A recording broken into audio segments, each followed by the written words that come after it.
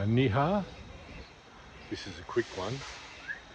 We've just visited a J factory.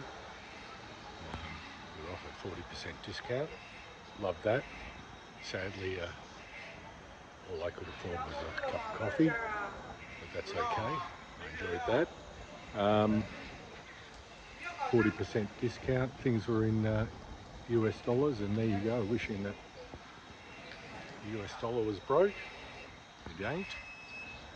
Everything was out of my price range, and anyway, who likes jade anyway?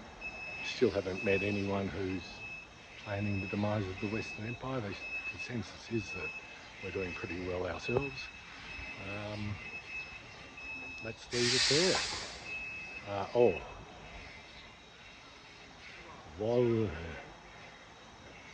Walaini.